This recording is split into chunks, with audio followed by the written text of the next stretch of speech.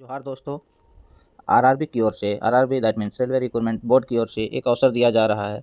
ये देखिए, government of India, ministry of railways, RRB यानी railway recruitment board, centralized employment notification जो number है CEN नंबर 424, इसका एम्प्लॉयमेंट नंबर है। ठीक है, अब इसमें अवसर दिया जा रहा है पैरा मेडिकल वाला स्टूडेंट के लिए और वैसे कैंडिडेट जो कि मेडिकल लाइन से जुड़े हुए हैं उनके लिए कितने वैकेंसी हैं इस पोस्ट में, और किस आरआरबी में कितने वैकेंसी दिए गए हैं, इसका स्टार्टिंग डेट कब है, उसका क्लोजिंग डेट कब का है, इसमें क्या क्या चीज़ ज़रूरतें हैं फॉर्म फिलअप करने के लिए, ये सारी जानकारी आपको इस वीडियो में मिलेगा। इसलिए आप इस पूरे वीडियो को बहुत ध्यान से देखेंगे।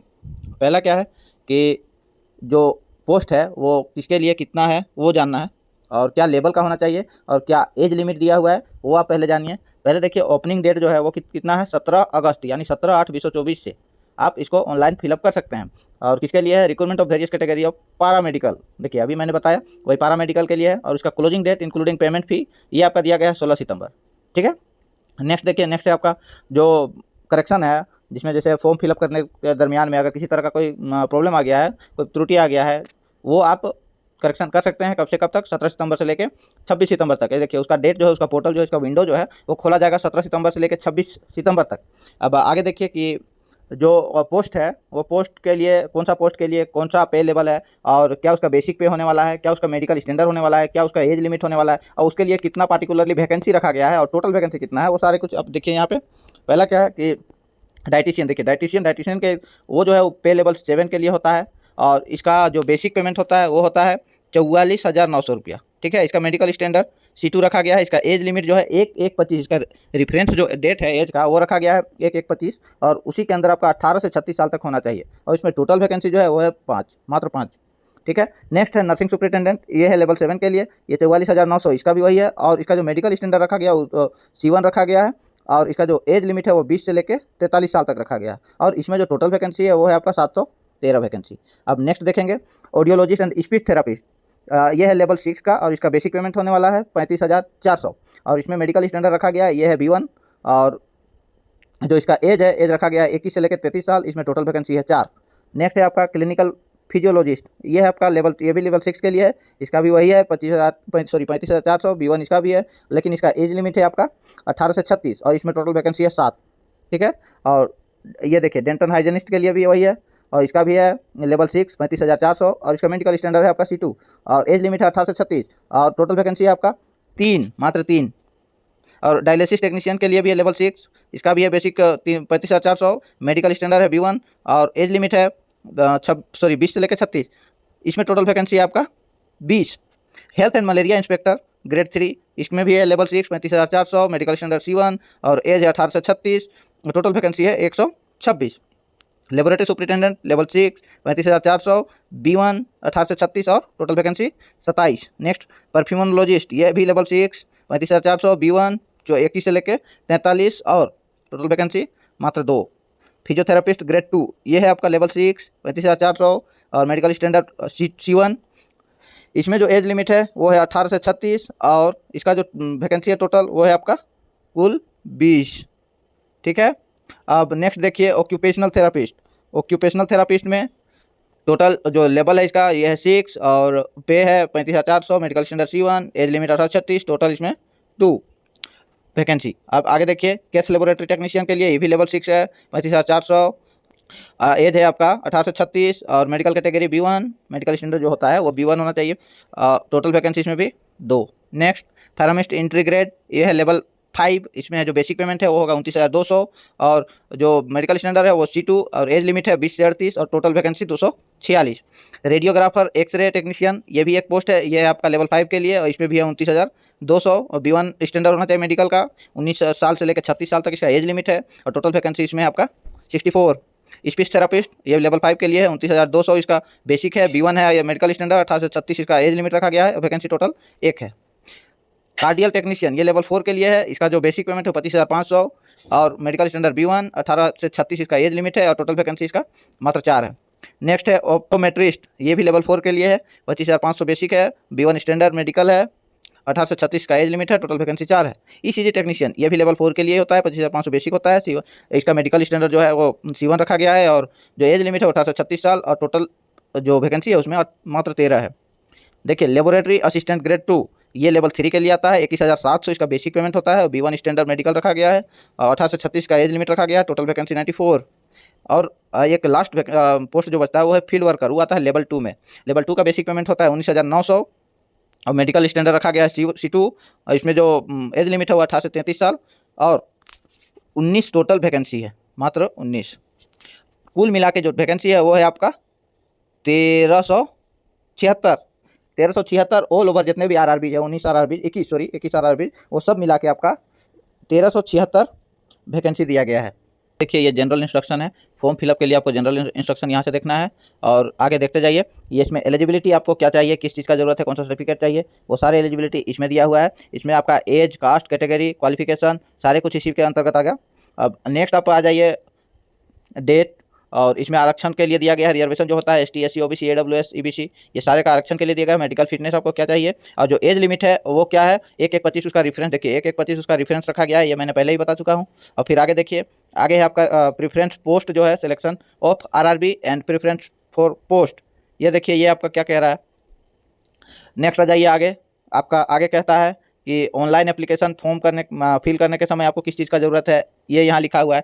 इसमें लिखा हुआ है कि आप पहले अकाउंट एक बनाइएगा, क्रिएट कीजिएगा। उसके बाद उसी अकाउंट से उसी में आपका पासवर्ड और यूज़र ID दिया जाएगा। उसी के थ्रू आप पूरा फॉर्म को फिलअप कीजिएगा। और इसमें किसी भी तरह का मॉडिफाई नहीं किया जाएगा, जैसे मोबाइल नंबर और ईमेल ID इसमें किसी तरह का, एक बार जो भर दिए क्रिएट कर दिया अकाउंट, उसमें आप मॉडिफाई नहीं कर सकते हैं।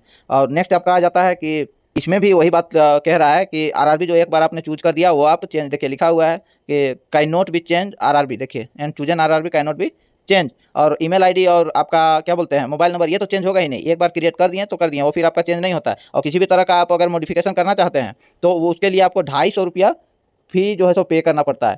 250 रुपया देखिए लिखा हुआ है, 250 रुपया फी कर आपको देना पड़ेगा। और उस मॉडिफिकेशन के लिए यहाँ पे देखिए लिखा हुआ है 250 रुपया, उस मॉडिफिकेशन के लिए आपको देना पड़ेगा। वो कब से कब तक है, वो अभी मैंने बताया 17/9/2024 से लेकर 26/9/2024 तक करेक्शन के लिए पोर्टल खोला जाएगा, उसमें आप करेक्शन कर सकते हैं। अब नेक्स्ट आ जाइए, नेक्स्ट में कहा गया है कि representation of modification of information furnish in the application. ये देखिए, अब नेक्स्ट पॉइंट को फिर देखिएगा कि नॉर्मलाइज शॉर्ट लिस्टिंग कैसे कैंडिडेट को किया जाएगा, तो जो CBT मार्क रहेगा उसको नॉर्मलाइज करके किया जाएगा। फिर इसमें भी एक नेगेटिव मार्किंग, ये भी पॉइंट आप बहुत गौर से देखिएगा, नेगेटिव मार्किंग दिया गया है। अगर आपका 3 नंबर गलत हो गया है तो उसमें से आपका 1 नंबर जो है सो सही में से काट लिया जाएगा। ठीक है, इसके बारे में मैं अलग से वीडियो बनाऊंगा, किस तरह का 1/3 का मार्किंग किया जाता है, कैसे सही और कैसे गलत को काटा जाता है। ये चीज़ भी आपको मैं अच्छी तरह से समझाऊंगा, इसके लिए एक सेपरेट वीडियो बनाऊंगा, आप उसको देख लीजिएगा। और इसमें बैंड आइटम क्या क्या एग्जामिनेशन हॉल में आपको लेके नहीं जाना है, वो बैंड आइटम इसमें है, बैन है, पूरी तरह से बैन है, वो लेके नहीं जाना है आपको। ठीक है, ओके, ये तो सब लोग आप लोग अच्छी तरह से जानते ही हैं कि किसी भी तरह का रिक्वेस्ट करने से आपको एग्जामिनेशन सेंटर चेंज नहीं होगा। ठीक है, अब इसके लिए आपको मतलब ज़्यादा कुछ सोचने समझने की जरूरत नहीं है, वो खुल के लिख दिया है कि request for change of exam centre is not allowed, लिखा हुआ है। देखिए इसमें request for change of exam centre is not allowed. ठीक है, आप आगे आ जाइए, इसमें देखिए जनरल इंस्ट्रक्शन दिया हुआ है। जनरल इंस्ट्रक्शन आप एक बार फिर से पढ़ लीजिएगा। इसमें ई-कॉल लेटर कैसे मिलेगा, यहाँ लिखा हुआ है कि ई-कॉल लेटर अगर आपके नाम का आ गया तो आप उसको फाइनली RRB में सिलेक्शन नहीं समझिएगा, वो लिखा हुआ 1.2 में। ठीक है, और इसमें वेरिफिकेशन जो करता है क्या बोलते हैं डॉक्यूमेंट वेरिफिकेशन, उसमें क्या क्या ज़रूरत है, और अप्लाइंग फॉर पोस्ट के लिए क्या क्या ज़रूरत है, age, educational qualification, medical standard, आप उसको पूरी तरह से उसमें परिपूर्ण है कि नहीं है, क्लोजिंग डेट से पहले वो आपको पूरी तरह से अपने आप में संतुष्टि कर लेना है। जो ये है आपका एप्लीकेशन फॉर्म है, उसको फिलअप करके बंद करने से पहले आप अपने आप को पूरी तरह से संतुष्ट कर लेना है। अब आगे देखिए कि डॉक्यूमेंट में यहाँ सब लिखा हुआ है। डॉक्यूमेंट में क्या क्या चाहिए, SLC CLC या स्कूल कॉलेज से जो मिलता है वो लगेगा। आपका चेंज नेम किसी जो आपका मैट्रिक में है वही आपका जो भी नाम स्पेलिंग जो मैट्रिक में है वही आपका स्टार्टिंग से लेके जितना भी आपका हायर क्लास का क्वालिफिकेशन उसमें सारे एक ही स्पेलिंग का नाम, डेट ऑफ बर्थ और पिताजी का नाम, ये सब सारा कुछ मैच करना चाहिए, तभी आप एलिजिबल रहोगे इस वैकेंसी के लिए। नेक्स्ट में यही कह रहा है कि डॉक्यूमेंट वेरिफिकेशन में क्या ज़रूरत है ये इसमें बता रहा है, इसको भी देख लीजिए। Signature must to be running, देखिए सिग्नेचर भी करना है, उसमें ऐसा नहीं है कि आप सिर्फ कैपिटल अक्षर में लिखिएगा। देखिए लिखा हुआ है ब्लॉक कैपिटल लेटर और ब्लॉक लेटर या कैपिटल लेटर या डिसजॉइंट लेटर नहीं होना चाहिए, ये भी आपका ध्यान में रखा जाएगा, नहीं तो आप डिस्क्वालीफाई कर जाओगे। इसमें CBT एग्जाम होगा, कंप्यूटर बेस्ड टेस्ट, ये भी ध्यान दीजिएगा। आप लोग को ऑनलाइन एग्जाम देना पड़ेगा। तो कौन कौन इस अपॉइंटमेंट के आधिकारिक रूप से राइट टू अपॉइंटमेंट के लिए कौन अधिकार है वो भी आप देख लीजिएगा। इसमें पोस्टिंग कहाँ मिलेगा, कैसे मिलेगा, ये कुछ इसमें लिखा हुआ है, ये भी देखिए। नेक्स्ट है finally appointed are liable for active service in railway medical unit. देखिए इसमें क्या कह रहा है, railway medical unit territorial army, देखिए ये बहुत इंपॉर्टेंट पॉइंट है। और नेक्स्ट पॉइंट इससे भी ज़्यादा इंपॉर्टेंट है, फ्री ट्रेन पास मिलेगा किसके लिए, ST SC कैंडिडेट के लिए, CBT exam, medical, DV medical, सबके लिए आपको फ्री दिया जाएगा पास। वो किसके लिए है, ST SC कैंडिडेट के लिए। देखिए यहाँ लिखा हुआ है, इसको भी आप देखिए गौर से, देखिए ST SC candidate on requested, request करने से उसको फ्री पास आने जाने का दिया जा रहा है। वो अपना इक्वल लेटर जो होता है उसको दिखा के जा आ सकता है। आगे कैंडिडेट और एडवाइस, कैंडिडेट को क्या एडवाइस किया गया है वो चीज़ इसमें है, इसको भी देख लीजिए। और हेल्पलाइन नंबर दिया हुआ है, यहाँ देखिए 10 से 5 जो वर्किंग डे होता है उसमें आपको किसी भी तरह का कोई प्रॉब्लम हो तो आप उसमें इस नंबर पे देखिए, यहाँ नंबर दिया हुआ है, इस नंबर पे आप कॉल करके बात कर सकते हैं, मदद मांग सकते हैं। वैकेंसी का क्या रूल है वो चीज़ यहाँ पे दिया हुआ है, किस पोस्ट के लिए क्या एलिजिबिलिटी चाहिए वो कुछ इसमें लिखा हुआ है। अब मेडिकल स्टैंडर्ड जो है वो किस तरह का चाहिए वो इसमें लिखा हुआ है। देखिए B1 physically fit in all respects, देखिए डिस्टेंस विजन 6/9, 6/12 विथ और without glass, power of lens not to be exceed 4D, देखिए 6/9 और 6/12 भी चलेगा वो बिना ग्लास का, ठीक है। नेक्स्ट नियर विजन 0.6 विथ और विदाउट ग्लास व्हेन रीडिंग, मतलब आसानी से पढ़ सकता है वो भी चल रहा है। ये हो गया B1 मेडिकल के लिए रखा गया। देखिए अब C1 मेडिकल के लिए क्या कहता है, C1 के लिए 6/12 यानी 6/12 और 6/18 विदाउट ग्लास, ठीक है। ये डिस्टेंस विजन होना चाहिए 6/12 और 6/18, और नियर विजन 0.6 और 0.6 विथ और विदाउट ग्लास, वर्क रिक्वायर्ड, ठीक है। रीडिंग और क्लोज वर्क रिक्वायर्ड, देखिए ये भी पढ़ लीजिए। C2 के लिए क्या चाहिए, फिजिकल फिट और रिस्पेक्टेड, इसमें चाहिए 6/12, उससे भी ज़्यादा हुआ तो 6/18 नहीं इसमें है, इसमें 6/12 देखिए यहाँ 6/12, ठीक है। ये है आपका मेडिकल स्टैंडर्ड। मेडिकल स्टैंडर्ड को आप देख लीजिए, आप किसके लायक हैं, आपका एलिजिबिलिटी क्या है वो चीज़ आप देख लीजिए। नेशनलिटी कौन कौन देश का आदमी इस फॉर्म के लिए एप्लीकेबल है वो देखिए। Citizen of Nepal, citizen of India, citizen of India, फिर citizen Nepal, citizen of Bhutan, उसके बाद आप आ जाइए तिब्बतियन रिफ्यूजी के लिए भी दिया गया है, देखिए तिब्बतियन रिफ्यूजी उसके लिए भी दिया गया है। और सारे कुछ इसमें एलिजिबिलिटी जो है नेशनलिटी का वो दिया हुआ है, सिटीजनशिप कहाँ का होना चाहिए और क्या होना चाहिए वो चीज़ दिया हुआ है। अब आ जाते हैं हम लोग एज लिमिट की ओर। एज लिमिट कब से कब तक का होना चाहिए, देखिए कब से कब तक कौन पैदा होगा वो भी चलेगा, वहाँ लिखा हुआ है। जैसे 2/1/1987 से पहले का जो जन्म लिया है ST SC कैंडिडेट में से उसके लिए ये एलिजिबल नहीं है। और नॉन क्रीमी लेयर जो होता है OBC के लिए वो 2 जनवरी 1989, देखिए। और ये आपका अनरिजर्व यानी UR और EWS के लिए 2/1/1992, ये 1/1/2007 के लिए कम्युनिटाइज किया गया है, ठीक है। उससे ऊपर नीचे नहीं होना चाहिए। देखिए 18 से 33 साल, 18 से 36 साल, 19 से 36, 20 से 36, 20 से 38 और 20 से 43, 21 से 33 और फिर 21 से 43, ये दिया हुआ है आपका सारे कि इसके पहले का जन्म एलिजिबल नहीं हो। ये है आपका ST SC के लिए, ये OBC नॉन क्रीमी लेयर, ये जो EWS होता है इकोनॉमिकली वीकर सेक्शन, और फिर UR यानी अनरिजर्व कैटेगरी के लिए यहाँ दिया हुआ है। एज रिलैक्सेशन क्या होना चाहिए सबके लिए अलग अलग है, उसको भी आप एक बार देख लीजिए। देखिए एज रिलैक्सेशन ये कोविड-19 को लेकर भी एक्सटेंड किया गया है, देखिए इसको भी बहुत अच्छी तरह से यहाँ पे डिस्क्राइब करके दिया गया है। आपको बहुत कुछ नहीं सोचना है, नहीं देखना है, आप पूरा वीडियो को अच्छी तरह से देख लेंगे तो आपको आगे और कुछ देखने की पढ़ने की जरूरत नहीं पड़ेगी, आप आसानी से भर सकते हैं फॉर्म को। ST SC कैंडिडेट के लिए 5 साल और OBC non creamy layer candidate के लिए 3 साल, और जो होता है ESM एक सर्विसमैन उसके लिए भी है। EWS जो जनरल और इकोनॉमिकली वीकर सेक्शन है उसके लिए 3 साल है एक सर्विसमैन में से, और नॉन क्रीमी लेयर उसके लिए 6 साल है और एक सर्विसमैन में से ही, और फिर एक सर्विसमैन में से ST SC के लिए इसके लिए 8 साल रिलैक्सेशन दिया गया है। पर्सन विथ बेंचमार्क डिसेबिलिटी यानी PWBD जो होता है दिव्यांगजन के लिए अलग से दिया गया है, उसको भी देखिए कि आपका जो जनरल और EWS होता है उसके लिए 10 साल, और नॉन क्रीमी लेयर जो होता है OBC में उसके लिए 13 साल, ST SC के लिए 15 साल, और ग्रुप C इसमें भी दिया है, ये अलग से दिया है, इसको भी देखिए 40 साल, 43 साल, 45 साल। नेक्स्ट आप देख लीजिए, इसमें भी देखिए। और फीमेल कैंडिडेट के लिए क्या है वो भी देख लीजिए। फीमेल कैंडिडेट के लिए यहाँ पे दिया हुआ है, और जो विधवा है या फिर तलाकशुदा है, और फिर जो फिर तलाकशुदा है और जो विधवा है, और फिर वो अलग से फिर से दोहरी शादी नहीं किया है, मतलब फिर से वो रीमैरिड नहीं है, उसके लिए ये दिया गया है छूट एज में। जैसे जनरल EWS के लिए 35 साल, OBC नॉन क्रिमिनल 38 साल और ST SC के लिए 40 साल मैक्सिमम एज है ये, ठीक है। और नेक्स्ट किसी तरह का कोई प्रॉब्लम अभी तक तो नहीं आना चाहिए, आपको अच्छी तरह से समझ में आ गई होगी। आगे देखिए, आगे जो है if candidate eligible for age relaxation ground maximum almost relaxation for which eligible, ये देखिए इसको भी पढ़ लीजिए आप, आपको बहुत कुछ नहीं सोचना है, सब कुछ यहाँ लिखा हुआ है। ये कैंडिडेट भर सकता है कि नहीं, ये कैंडिडेट भर सकता है कि नहीं, आपको किसी से पूछने की जरूरत नहीं है, आप अच्छी तरह से यहाँ पे पढ़ लीजिए, आपको सब कुछ समझ में आ जाएगा, सब कुछ ओपनली लिखा हुआ है। नेक्स्ट आ जाते हैं हम लोग एजुकेशनल क्वालिफिकेशन की ओर से। एजुकेशनल क्वालिफिकेशन क्या क्या ज़रूरत है उसको देखते हैं हम लोग। एजुकेशनल देखिए, एजुकेशनल क्वालिफिकेशन में आपको चाहिए कि एजुकेशनल में टेक्नीशियन, प्रोफेशनल, ये एजुकेशनल ये चीज़ जरूरी है। इसमें पार्टिकुलरली अलग अलग करके नहीं दिया गया है, वो आपका वैकेंसी में लिखा हुआ ही है, आगे आप लोग देखेंगे वीडियो में। अब देखिए इसमें जो फ़ी रखा गया है वो क्या है, फ़ी के बारे में आप पहले जानिएगा। जो जनरल और ओबीसी होता है उसके लिए 500 रुपया, वो आपको सीबीटी एग्जाम में अपियर कीजिएगा तो 100 रुपया काट के 400 रुपया वापस कर दिया जाएगा, सिर्फ और सिर्फ। उसमें डिडक्शन होगा आपका बैंक चार्ज। सिर्फ आप सीबीटी में प्रेजेंट होने से, पास हो या फेल हो उससे मतलब नहीं रखना है, सिर्फ आप उसमें अटेंड हो गए हैं तो उसमें उसके बाद आपको 400 रुपया वापस कर दिया जाएगा और बैंक चार्ज अलग से उसमें काटा जाएगा और एग्जामिनेशन फीस 100 रुपया रखा जाएगा।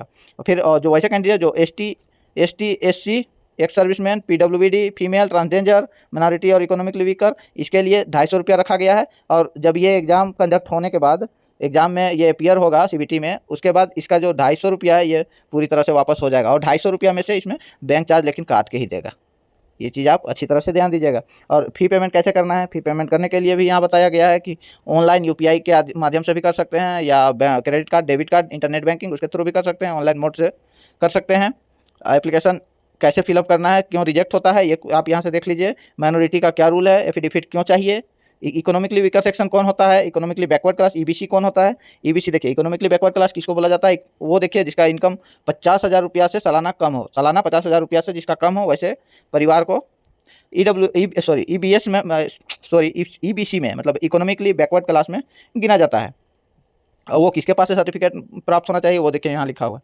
देखिए आप बीपीएल कार्डधारी हो, वो कहाँ से मिलना चाहिए वो भी लिखा हुआ है। इज्जत एमएसटी इशूड, ये भी लिखा हुआ है, रेलवे के लिए क्या जरूरी है। ठीक है, आप जो रिफंडेबल है पेमेंट, वो उसके लिए क्या चीज़ करना है वो देखिए 7.4 पैरा में लिखा हुआ है। उसमें लिखा हुआ है, आपको खुल के आप देख लीजिए कि name of bank, name of account holder, account number, IFSC code, ये सारे कुछ आपको फिल करना है फॉर्म भरने के दरमियान ही। और ये अगर गलत हो गया तो इसका रिस्पॉन्सिबल आप खुद रहोगे। पैसा नहीं आने का 400 रुपया या 250 रुपया, वापस नहीं होने का आप रिस्पॉन्सिबल खुद रहोगे। आरआरबी की ओर से ये हिदायत दिया गया है। वर्टिकल रिजर्वेशन क्या चाहिए वो भी लिखा हुआ है, आप एक बार देख लीजिए। सब पॉइंट वाइज करके लिखा गया है। मैं हर एक पॉइंट को अच्छी तरह से पढ़ के तो नहीं बता पाऊंगा, उसके लिए आप खुद से थोड़ा समय देना पड़ेगा क्योंकि बहुत ही लंबा हो जाएगा वीडियो। तो इस कारण से मैं मेन इंपॉर्टेंट पॉइंट को ही बता दे रहा हूँ। ईडब्ल्यूएस के लिए क्या रिजर्वेशन है वो यहाँ दिया हुआ है, और कौन से अधिकारी के पास चाहिए ईडब्ल्यूएस के लिए जाना चाहिए, क्या ज़रूरत है वो यहाँ दिया हुआ है। एसडीओ साहब के पास जाएंगे तो वो सर्टिफिकेट इशू हो जाएगा। उसके बाद फिर आप जो आपका आरक्षण है यानी रिजर्वेशन जो रखा गया है फी कंसेशन वाला, वो ले सकते हैं आप। नेक्स्ट आप देखिएगा, हॉरिजेंटल रिजर्वेशन में क्या चाहिए ये यहाँ लिखा हुआ है। एक सर्विसमैन जो होता है उसके लिए क्या चाहिए वो यहाँ लिखा हुआ है।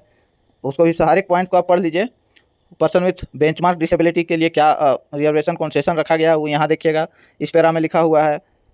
नेक्स्ट है आपका नो ऑब्जेक्शन सर्टिफिकेट कहाँ से चाहिए और कैसे कैंडिडेट को चाहिए वो आपको यहाँ पे लिखा हुआ है। ठीक है, वो भी आप देख लीजिए, वो कब ज़रूरत है, डीबी के दरमियान ज़रूरत है, उसको आप ओरिजिनल कॉपी जो डीबी होता है डॉक्यूमेंट वेरिफिकेशन उस टाइम आप लेके जाइएगा। और सेक्शन वाइज जो जो मार्किंग किया जाएगा एग्जामिनेशन सिलेबस वो यहाँ दिया हुआ है 13.7 में। उसमें प्रोफेशनल एबिलिटी 70 नंबर का रहेगा, 70 क्वेश्चन 70 नंबर का रहेगा। जनरल अवेयरनेस 10 क्वेश्चन 10 नंबर का रहेगा, यानी प्रत्येक each question 1 mark. General arithmetic और जनरल इंटेलिजेंस एंड रीजनिंग ये 10 क्वेश्चन रहेगा, इसमें भी 10 मार्क। और जनरल साइंस में 10 क्वेश्चन 10 मार्क, टोटल रहेगा 100 क्वेश्चन। ठीक है, और 100 मार्क के लिए। ठीक, किसी तरह का कोई दिक्कत नहीं होना चाहिए समझने में। और ये एग्जाम सीबीटी होगा, इसमें अभी मैंने बता दिया कि नेगेटिव मार्किंग रहेगा, 1/3 का नेगेटिव रहेगा। शॉर्ट लिस्टेड कैंडिडेट को उसको बता दिया जाएगा कि आप ईमेल आईडी और जो फ़ोन नंबर होता है या फिर जो वेबसाइट होता है आरआरबी का, उसमें आपका रोल नंबर दिया जाएगा। इसमें मिनिमम क्वालिफाइंग मार्क अलग अलग कैटेगरी के लिए अलग अलग दिया गया है। पहला जनरल और ईडब्ल्यूएस के लिए 40%, ओबीसी एससी के लिए 30% और एसटी के लिए मात्र 25% दिया गया है। और पीडब्ल्यूबीडी के लिए क्या दिया गया है तो 2 मार्क अलग से। ठीक है, रिलैक्सेशन इन मिनिमम क्वालिफिकेशन मार्क, मिनिमम इतना आपको लाना ही है, तब आगे कुछ और होगा। आप ये देखिए यहाँ नॉर्मलाइज जो होता है, नॉर्मलाइज करने का जो फॉर्मूला है वो यहाँ दिया हुआ है। कैलकुलेशन, नॉर्मलाइज कैलकुलेशन कैसे होता है, ये है आपका नॉर्मलाइज कैलकुलेशन करने का फॉर्मूला, देख लीजिए ये है। और क्या क्या चीज़ यहाँ फुल फॉर्म दिया हुआ है, क्या क्या चीज़ है उसका मतलब, वो फुल फॉर्म को भी आप एक बार देख लीजिएगा। देखिए सारे कुछ यहाँ दिया हुआ है। और डॉक्यूमेंट वेरिफिकेशन में क्या ज़रूरी है वो चीज़ यहाँ जरूर लिखा हुआ है 13.19 में। इसको भी आप अच्छी तरह से देखिए और इसको आप अप्लाई कैसे कर सकते हैं फॉर्म को, वो चीज़ यहाँ देखिए। ऑनलाइन मैंडेटरी स्कैन डॉक्यूमेंट में क्या चाहिए, ऑनलाइन के समय आपको क्या क्या एकदम कंपलसरी रखना है अपने पास, वो चीज़ देखिए लिखा हुआ है, उसको मैं बता रहा हूँ, आप एक बार गौर से सुनिएगा देखिएगा। पहला ऑनलाइन मैंडेटरी में चाहिए जो रिसेंटली करेंट फोटो होना चाहिए जिसका बैकग्राउंड वाइट होना चाहिए, प्लेन वाइट। देखिए करेंट फोटो जो रिसेंट फोटो होना चाहिए, जो जिसका बैकग्राउंड वाइट बैकग्राउंड होना चाहिए, और जिसका साइज जो है जेपीजी में फॉर्मेट में होना चाहिए, जिसका साइज 30 से लेकर 70 KB तक होना चाहिए। ठीक है, कोई दिक्कत समझने में नहीं होना चाहिए। आगे देखिए, आगे है स्कैन सिग्नेचर होना चाहिए जो कि रनिंग हैंड राइटिंग होना चाहिए। जैसे आपका जो भी नाम है वो कैपिटल लेटर में नहीं होना चाहिए, रनिंग होना चाहिए, रनिंग हैंड राइटिंग में। वो आपका 30 से 70 KB ये भी चाहिए। और इसका जो स्कैन कॉपी है उससे बड़ा होगा 30 से 70 के 30 से कम और 70 से ज़्यादा हुआ तो फिर अपलोड नहीं होगा। STSC के लिए आपको के लिए सर्टिफिकेट चाहिए, वो 500 KB से ऊपर नहीं होना चाहिए। STSC देखिए, STSC सर्टिफिकेट वो 500 KB से ऊपर नहीं होना चाहिए, बड़ा नहीं होना चाहिए। PWBD के लिए भी वही हाल है, उसमें भी बैकग्राउंड वाइट चाहिए और 30 से 70 KB तक चाहिए। ये आपका ये पॉइंट जो है वो बहुत ही इंपॉर्टेंट है। इसको आप देख के अच्छी तरह से जो भी यहाँ पे ज़रूरत का चीज़ है वो आप पहले स्कैन करके रख लीजिएगा, उसके बाद आप फॉर्म फिलअप करने बैठिएगा तो किसी तरह का कोई दिक्कत नहीं होगा। ये RRB अलग अलग RRB के लिए अलग अलग पर्सनल वेबसाइट दिया गया है। देखिए अलग अलग RRB के लिए अलग अलग वेबसाइट दिया गया है। अहमदाबाद, चेन्नई, मुजफ्फरपुर, अजमेर, गोरखपुर, पटना, बेंगलुरु, गुवाहाटी, प्रयागराज यानी इलाहाबाद को ही प्रयागराज बोला गया है, इसीलिए इसका जो वेबसाइट ऑफिशियल वेबसाइट वो चेंज नहीं हो पाया। RRB ALD ही लिखा रहा है, अभी भी इलाहाबाद ही लिखा रहा है। जम्मू, श्रीनगर, रांची, भुवनेश्वर, कोलकाता, सिकंदराबाद, बिलासपुर, मालदा, सिलीगुड़ी, चंडीगढ़, मुंबई और तिरुवनंतपुरम, ये अलग अलग वेबसाइट दिया हुआ है अलग अलग RRB के लिए। पर्सनल उसका ऑफिशियल वेबसाइट है। किसी भी तरह का प्रॉब्लम होगा तो आप उसका अपना ऑफिशियल वेबसाइट पर ही जाके फॉर्म फिलअप करेंगे, अन्यथा फेक भी हो सकता है। रजिस्ट्रेशन नंबर डालिएगा और पासवर्ड डालिएगा तो आपका लॉगिन हो जाएगा, अगर आप पहले से रजिस्टर कर चुके हैं तो, अदरवाइज नहीं हो पाएगा। आपको रजिस्टर करना ही पड़ेगा, रजिस्ट्रेशन बिना किए। इसमें आपका रजिस्ट्रेशन नहीं लिखता, इसमें लिखता है क्रिएट एन अकाउंट। आपको अकाउंट क्रिएट करना है, अकाउंट बनाना है, ये चीज़ लिखता है इसमें। नोटिफिकेशन क्या क्या चीज़ करना है और क्या क्या चीज़ नहीं करना है वो आपका इस पैरा में लिखा गया है।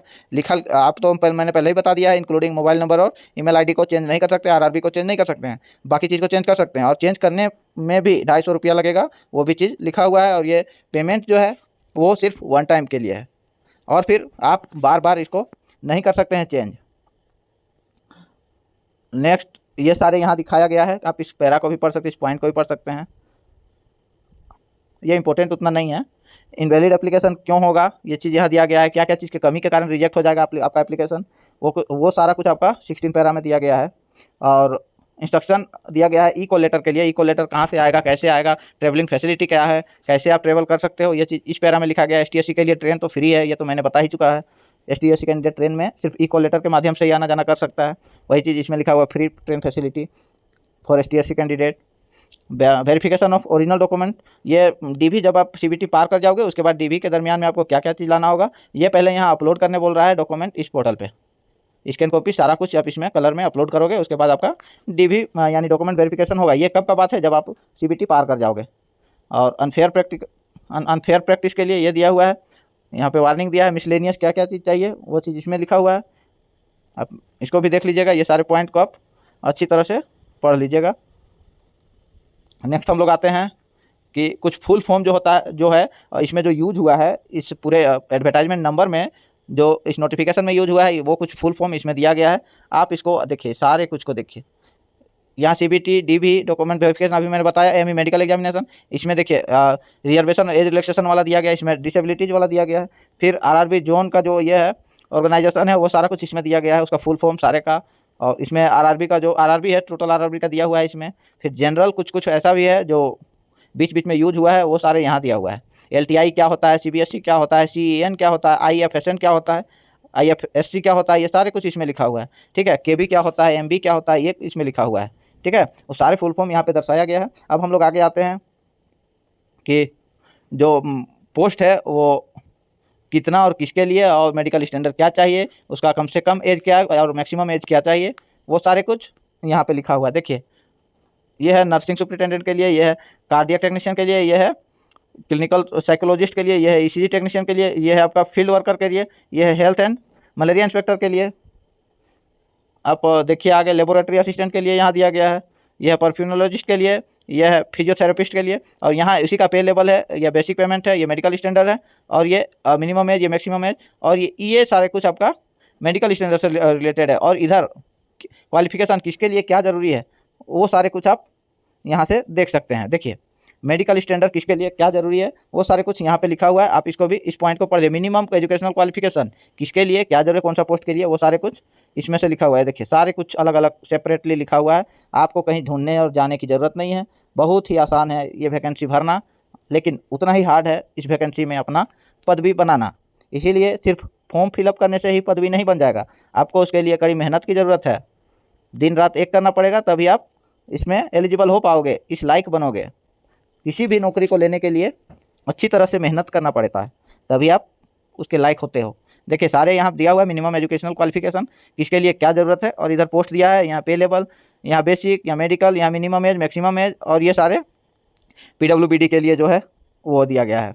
जो डिसेबिलिटी होना चाहिए, क्या चीज़ में होना चाहिए, नहीं होना चाहिए, वो उसमें दिया गया है। अलग अलग पोस्ट के लिए अलग अलग दिया है, इसको आप अच्छे से पढ़िए देखिए। और अब हम लोग आते हैं आगे RRB वाइज, अलग अलग RRB के लिए अलग अलग पोस्ट दिया गया है, इसको भी देखिए। यह है RRB अहमदाबाद के लिए है। देखिए RRB अहमदाबाद के लिए क्या क्या पाँच पोस्ट के लिए दिया गया। 5 पोस्ट के लिए टोटल वैकेंसी है कितना, टोटल वैकेंसी आप देख लीजिए 51 में से ही आप उस एक सीट ले लीजिए, वो है RRB अहमदाबाद के लिए। उसी तरह से RRB प्रयागराज के लिए, इसमें टोटल वैकेंसी आपका कितना है 41, और टोटल जो वैकेंसी वो 41 है, और टोटल पोस्ट वो आपका कितना है 12, टोटल पोस्ट इसमें 12 है, ठीक है, और टोटल वैकेंसी 41। उसी तरह से RRB अजमेर में आ जाइए, RRB अजमेर का भी वही हाल है। देखिए RRB अजमेर टोटल वैकेंसी 34 और टोटल पोस्ट जो है 7, ठीक है, सॉरी टोटल पोस्ट 9, 7 नहीं है, टोटल 9। नेक्स्ट RRB बेंगलोर में टोटल कितना पोस्ट है, कितना वैकेंसी है, टोटल पोस्ट है आपका 8, टोटल वैकेंसी है 82, ठीक है, और अलग अलग पोस्ट के लिए अलग अलग है, उसको पार्टिकुलर वाइज किया गया है। आप अच्छी तरह से पढ़ लीजिए, आप किसके लायक हो, आपके लिए क्या ज़रूरी है, वो चीज़ देख लीजिए। और नेक्स्ट है RRB भोपाल, इसमें है 41 वैकेंसी, इसमें है टोटल 9 पोस्ट, और इसमें वैकेंसी जो है वो 41 है। नेक्स्ट आ जाइए आप Bhubaneswar, RRB Bhubaneswar, railway recruitment board Bhubaneswar, इसमें टोटल 8 पोस्ट है, सॉरी 8 वैकेंसी है, 2 पोस्ट के लिए 8 वैकेंसी है। नेक्स्ट आता है आपका बिलासपुर, RRB बिलासपुर, इसमें है आपका टोटल 48 वैकेंसी, 13 पोस्ट के लिए 48 वैकेंसी, देखिए लिखा हुआ है 48 वैकेंसी और पोस्ट 13। नेक्स्ट RRB चंडीगढ़ आ जाइए। देखिए RRB चंडीगढ़, इसमें आपका इसमें भी है 48 और इसमें भी है टोटल 8, एक सेकेंड, टोटल है 8 पोस्ट और टोटल वैकेंसी 48। नेक्स्ट है आपका RRB चेन्नई। देखिए यहाँ पे जाना बहुत कोई पसंद भी करता है RRB चेन्नई, और इसमें पोस्ट भी अच्छा खासा है। देखिए 143 और टोटल वैकेंसी जो है 143 और टोटल पोस्ट जो है 11 है, टोटल वैकेंसी 143। ये बहुत इंपॉर्टेंट है। RRB चेन्नई जाना बहुतों को पसंद होता है, बहुत कोई जाना चाहता है। आप उसमें से कौन सा जाना चाहेंगे? टोटल 21 RRB में से आप किस में जाना होता तो टोटल 19 ही है, लेकिन इसमें मेट्रो वगैरह जोड़ के 21 किया गया है। RRB Gorakhpur, total post 4, total vacancy 83। देखिए 83 अलग अलग कैटेगरी के लिए अलग अलग है। RRB गुवाहाटी, इसमें total post with total vacancy कितना है वो जानेंगे हम लोग। इसमें है टोटल 95 वैकेंसी, पोस्ट 12 पोस्ट के लिए 95 वैकेंसी, ठीक है। RRB गुवाहाटी का ही है। नेक्स्ट जम्मू श्रीनगर में आ जाते हैं हम लोग। जम्मू श्रीनगर क्या कहता है? जम्मू श्रीनगर कहता है टोटल वैकेंसी हम दे रहे हैं 19 और 11 पोस्ट के लिए हम दे रहे हैं टोटल 19 वैकेंसी। ये जम्मू श्रीनगर कह रहा है। RRB कोलकाता क्या कह रहा है? RRB कोलकाता भी बहुतों का पसंदीदा जोन है, पसंदीदा RRB है, बहुतों का, मैक्सिमम कैंडिडेट का RRB कोलकाता पसंदीदा जोन है। RRB कोलकाता क्या कह रहा है आप उसको भी एक बार सुन लीजिए, थोड़ा अच्छा से सुनिए, इसका वाला तो आदमी बहुत गौर से सुनता है, तो आप भी सुन लीजिए। RRB कोलकाता कहता है कि हम 19 पोस्ट के लिए देंगे 229 वैकेंसी, 19 पोस्ट के लिए देंगे 229 वैकेंसी, ये RRB कोलकाता का कहना है। अब RRB मालदा उसी का मिलता जुलता सटा हुआ जो है RRB मालदा का, देखिए हाल। RRB मालदा कहता है मेरे पास ज़्यादा सीट नहीं है भाई, हम 5 ही पोस्ट के लिए लेंगे और टोटल हम 32 ही लेने सकेंगे, क्योंकि मेरे पास खाली नहीं है जगह, तो हम कैसे लेंगे? RRB मालदा कह रहा है। RRB मुंबई क्या कह रहा है उसको भी आप एक बार सुन लीजिए। RRB मुंबई कह रहा है कि मेरे पास तो वैकेंसी है अच्छा खासा, 236 वैकेंसी है, लेकिन उससे भी अच्छा खासा टोटल 22 पोस्ट के लिए है। ये भी आप देखिए, जानिए, समझिए, उसके बाद इसमें हाथ लगाइए। हर खूबसूरत चीज़ अच्छा नहीं होता है, ये भी चीज़ जान लीजिए। RRB मुजफ्फरपुर के लिए क्या है कि 16 वैकेंसी है टोटल 2 पोस्ट के लिए, ठीक है। RRB पटना, ये भी अपना ही जोन है, अच्छा जोन है। एक सेकंड सॉरी, टोटल 35 पोस्ट है आरआरबी पटना में, सॉरी 35 वैकेंसी है 9 पोस्ट के लिए, पोस्ट 9 है और वैकेंसी 35। आरआरबी रांची क्या कह रहा है इसको भी थोड़ा सुन लेते हैं। ये तो शांत रहता है लेकिन बोलता है तो बहुत जोर बोलता है। इसका कहना है कि मेरे पास टोटल 30 वैकेंसी है और वो है 4 पोस्ट के लिए, पोस्ट 2 ही पोस्ट है लेकिन अलग अलग किया है। इसमें आरआरबी रांची 2 जोन के लिए एग्जाम लेता है, ईसीआर और एससीआर। इसको आप अच्छे से ध्यान दीजिएगा, ईसीआर जिसका हेडक्वार्टर होता है हाजीपुर और एससीआर जिसका हेडक्वार्टर रांची भी है और कोलकाता भी है। ये भी आप अच्छी तरह से ध्यान दीजिए। देखिए ईसीआर और एससीआर इसमें टोटल 2 पोस्ट के लिए है लेकिन 2 जोन अलग अलग जोन के लिए लिया है। ईसीआर और एससीआर के लिए लेता है रांची 2 जोन के लिए लेता है। इसमें टोटल 32 आपका रखा गया, सॉरी 32 रखा गया है वैकेंसी, सॉरी 32 नहीं है 30 ही है, 30। आगे आ जाइए, आरआरबी सिकंदराबाद क्या कह रहा है उसको भी सुनते हैं थोड़ा। आरआरबी सिकंदराबाद कह रहा है मेरे पास तो है भाई 79 वैकेंसी और इसमें से हम टोटल 6 रखेंगे पोस्ट, 6 पोस्ट के लिए 79 वैकेंसी है। अलग अलग पोस्ट के लिए अलग अलग है हर एक आरआरबी के लिए। इसीलिए जो भी कैंडिडेट जिसके लायक एलिजिबल हो उस पर ध्यान देंगे। और सबसे बेहतर आरआरबी सिलीगुड़ी, आरआरबी सिलीगुड़ी कह रहा है मेरे पास तो बहुत ज़्यादा है, कोई है वैसा तो आ जाओ मेरे पास भाई। 1376 पोस्ट है, वैकेंसी है मात्र 4 पोस्ट के लिए। देखिए ये भी आरआरबी सिलीगुड़ी कह रहा है कि मेरे पास तो वैकेंसी ही वैकेंसी है, आप हाथ तो लगाओ, मैं यहीं पे हूँ। अब आते हैं हम लोग आखिरी पैनल सिलेबस की ओर। तो सारे सिलेबस यहाँ दिया हुआ है पॉइंट वाइज। इसको मैं एक एक करके पढ़ने में असमर्थ हूँ थोड़ा, इसीलिए आप अपने से पढ़िएगा तो ज़्यादा अच्छा रहेगा। देखिए सब सिलेबस हर एक पोस्ट के लिए दिया गया है, जितने भी पोस्ट है उस सब पोस्ट के लिए यहाँ अलग अलग सिलेबस दिया गया है। टोटल जो पोस्ट है वो आपका 20 पोस्ट है, 20 पोस्ट के लिए अलग अलग दिया गया है सिलेबस, आप पढ़ लीजिएगा। और कॉमन जो सभी पोस्ट के लिए है वो यहाँ दिया गया है। देखिए common for all post, general arithmetic, general intelligence and reasoning और जनरल अवेयरनेस, जनरल साइंस। उसमें भी यहाँ आप देखिए क्या क्या चाहिए, number system, BODMAS, decimal, fraction, LCM, HCF, ratio and proportion, percentage, mensuration, time and work, time and distance, simple and compound interest, profit and loss, algebra, geometric, trigonometric, elementary statics, square root, age calculation, calendar and clock, pipe and cistern. यह हो गया आपका general arithmetic में। अब next है आपका general intelligence और reasoning में analogy, alphabetical and number series, coding and decoding, mathematical operation, relationship, syllogism, jumbling, Venn diagram, data inspiration and sufficiency, conclusion and decision, marking similarities and different analytics, reasoning, classification, direction. और आप आ जाएगा statement and argument and assumption. ये बहुत important होता है exam में, statement, argument and assumption. इसको आप अच्छी तरह से देखिएगा, 2 से 3 क्वेश्चन उम्मीद है इसी से पूछा जाएगा। जनरल अवेयरनेस में देखिए क्या क्या चाहिए आप पढ़िए। और जनरल साइंस के लिए फिजिक्स, केमिस्ट्री और लाइफ साइंस, ये तो लेवल आपका under level 10th standard CBSE syllabus, ठीक है। और आगे आप हर एक के लिए जो फॉर्मेट दिया गया हर एक सर्टिफिकेट के लिए, ये है एसटीएससी कैंडिडेट के लिए जो कास्ट सर्टिफिकेट, देखिए कास्ट सर्टिफिकेट एसटीएससी कैंडिडेट के लिए इस फॉर्मेट में चलेगा, क्योंकि आप सेंट्रल का एग्जाम दे रहे हैं इसलिए सेंट्रल फॉर्मेट जरूरी है, ना कि स्टेट फॉर्मेट। ये आपका non creamy layer OBC certificate है, इसके लिए ये फॉर्मेट जरूरी है। आपको सेंट्रल फॉर्मेट के लिए सेंटर जरूरी है, इसका डिक्लेरेशन फॉर्म ये है आपका ओबीसी जो होता है उसके लिए यह डिक्लेरेशन भरना होगा। ये फॉर्म आपको बहुत कंपलसरी माना जाता है। आप आ जाइए इनकम और असेट सर्टिफिकेट ईडब्ल्यूएस कैंडिडेट के लिए। ईडब्ल्यूएस कैंडिडेट के लिए जो फी कंसेशन होता है उसके लिए ये सर्टिफिकेट आपको जरूरी है। ये सर्टिफिकेट आपको बना के देना है इसी फॉर्मेट में, फॉर्मेट दूसरा नहीं चलेगा, आपको इसी फॉर्मेट में बना के देना है। अब नेक्स्ट आ जाइए इनकम सर्टिफिकेट किसके लिए चाहिए, तो ईबीसी जो होता है इकोनॉमिकली बैकवर्ड क्लास, उसके लिए इस फॉर्मेट में चाहिए इनकम सर्टिफिकेट, वो देना है, दूसरा फॉर्मेट नहीं चलेगा। बार बार बोल रहे हैं सेंटर का एग्जाम है तो सेंटर का फॉर्मेट ही चलेगा। उसी के साथ आपको ये डिक्लेरेशन भी देना है किसको, तो ये जो इकोनॉमिकली बैकवर्ड क्लास होता है ईबीसी उसके लिए है, ये फॉर्मेट आपको देना ही देना है और दूसरा फॉर्मेट नहीं चलेगा। नेक्स्ट आ जाए डिसेबिलिटी के लिए, क्या कौन सा फॉर्मेट चाहिए, डिसेबिलिटी। देखिए डिसेबिलिटी के लिए ये फॉर्मेट चाहिए, फॉर्म नंबर 5, ये डिसेबिलिटी के लिए चाहिए। इसी फॉर्मेट में, फॉर्मेट चेंज नहीं होना चाहिए अन्यथा आप रिजेक्ट कर दिए जाओगे। अब सर्टिफिकेट जो डिसेबिलिटी का है किस में क्या होना चाहिए वो यहाँ है, ये आप देख लीजिए। और अलग अलग यहाँ कैटेगरी वाइज किया गया है, 1 से लेके 21 तक कैटेगरी में। देखिए 1 से लेके 21 तक कैटेगरी है, आप किसके में कौन सा एलिजिबिलिटी आप में है, डिसेबिलिटी क्या है आप में, वो चीज़ इसमें दिखाना है, फिर ये फॉर्मेट बना के दे देना है। आप नेक्स्ट आ जाइए मेडिकल अथॉरिटी क्या ज़रूरी है वो यहाँ चाहिए ये इस फॉर्मेट में। नेक्स्ट है आपका अंडरटेकिंग, स्क्राइब अंडरटेकिंग जो होता है उसके लिए ये फॉर्मेट चाहिए। नेक्स्ट है जो एक सर्विसमैन होता है उसके लिए, अगला मेन जो है एक सर्विसमैन का क्या फॉर्मेट है वो ये चाहिए, ठीक है। अब किसी भी तरह का कोई दिक्कत नहीं होना चाहिए, सारे कुछ आपको मैंने अच्छी तरह से समझा दिया इस वैकेंसी के लिए।